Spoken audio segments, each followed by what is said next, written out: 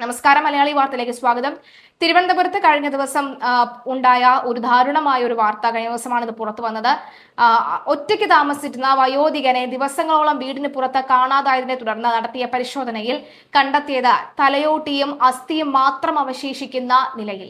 ഒരു മാസത്തോളം പഴക്കമുള്ള മൃതദേഹമാണ് ജീർണിച്ച അവസ്ഥയിലുള്ളത്. ഈ മൃതശരീരം പട്ടി കടിച്ച നിലയിലായിരുന്നു. പാളയം മാർക്കറ്റിൽ പച്ചക്കറി കച്ചവടം ചെയ്തിരുന്ന കരകുളം നെല്ലുവിള ജയാഭവനിൽ രവീന്ദ്രനാണ് മരിച്ചത്. 76 വയസ്സായിരുന്നു. കഴിഞ്ഞ ഒരു മാസത്തോളമായി ഇയാളെ പുറത്തെങ്ങും കാണാനില്ലായിരുന്നു. ക്ഷേമ പെൻഷനുമായി ജീവനക്കാർ വീട്ടിലെത്തി വിളിച്ചിട്ടും പ്രതികരണം ഒന്നും തന്നെ ഉണ്ടായിരുന്നില്ല. ദിവസങ്ങൾക്ക് ശേഷം രണ്ടാം തവണയും ക്ഷേമ പെൻഷനുമായി എത്തിയപ്പോഴും വീട് അകത്തുനിന്ന് അടഞ്ഞു കിടക്കുകയായിരുന്നു. തുടർന്ന് ഇവർ സമീപത്തുള്ളവരെ വിവരം അറിയിച്ചു. മറ്റൊരിടത്ത് താമസിക്കുന്ന മകനെ വിളിച്ചു വരുത്തി വാതിൽ മുട്ടി വിളിച്ചിട്ടും തുറക്കാത്തതിനെ തുടർന്നാണ് നെടുമങ്ങാട് പോലീസിൽ വിവരം അറിയിച്ചത്. പോലീസ് സ്ഥലത്തെത്തി വീട് തുറന്ന് പരിശോധിച്ചപ്പോഴാണ് അസ്ഥികൂടമായി കട്ടിലിൽ മൃതദേഹം കണ്ടെത്തിയത്. മാംസങ്ങളെല്ലാം തന്നെ അഴുകി നശിച്ച നിലയിലായിരുന്നു. തുടർന്ന് പോസ്റ്റ്മോർട്ടത്തിൽ ഒരു മാസത്തോളം പഴക്കം കണ്ടെത്തി. രവീന്ദ്രന്റെ ഭാര്യ ലളിത 5 വർഷം മുമ്പ് മരണപ്പെട്ടിരുന്നു. തുടർന്ന് ഒറ്റയ്ക്കാണ് ഇയാൾ കഴിഞ്ഞിരുന്നത്. മക്കൾ ജയകുമാർ, ഗിരീഷ് കുമാർ, ലതകുമാരി എന്നിവർ ഉണ്ട്.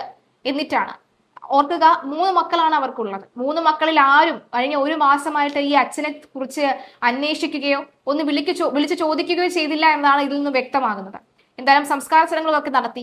സംസ്കാര ചടങ്ങുകൾക്ക് ശേഷമൊക്കെ തന്നെ അദ്ദേഹത്തിന് 16ഉം 41ഉം ഒക്കെ നടത്തി. അദ്ദേഹത്തിന്റെ ഇവിടത്തെ ഭൂമിയിലുള്ള ജന്മം അവസാനിച്ച് അങ്ങ് സ്വർഗത്തിലേക്ക് ചെല്ലുമ്പോൾ അവിടെ ശാന്തി ലഭിക്കാനായിട്ട് അദ്ദേഹത്തിന് എല്ലാ ചടങ്ങുകളും ഒക്കെ ചെയ്യുന്നു. എനിക്ക് തോന്നുന്നില്ല ഈ ചടങ്ങുകളൊക്കെ ചെയ്താൽ അദ്ദേഹത്തിന് ശാന്തി ലഭിക്കുന്നു. കാരണം അദ്ദേഹം ജീവിച്ചിരുന്നപ്പോൾ, അദ്ദേഹം മരിച്ചപ്പോൾ അദ്ദേഹത്തിന്റെ ഏറ്റവും ഒടുവിലെ അവസാന നിമിഷങ്ങൾ ഇങ്ങനെയായി പോകുമെന്ന് അദ്ദേഹം പോലും സ്വപ്നത്തിൽ കരുതി കാണില്ല.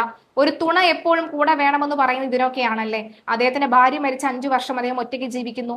3 മക്കളുണ്ട്. ആ 3 മക്കളിൽ ആരും അദ്ദേഹത്തിന് ഒന്ന് ഫോൺ വിളിക്കുക പോലും ചെയ്തില്ല. ഒരുപക്ഷെ ഇപ്പോഴും ആ ക്ഷേമ പെൻഷൻകാർ വന്ന് ഇത് അയൽവക്കക്കാരെ അറിയിക്കുകയും അയൽവക്കക്കാർ മകനെ അറിയിച്ചില്ലായിരുന്നെങ്കിൽ ആ മകൻ ഇപ്പോഴും തിരിച്ചറിയുമായിരുന്നില്ല അച്ഛൻ അവിടെ മരിച്ചു കിടക്കുന്ന വിവരം എന്നുള്ളതാണ്.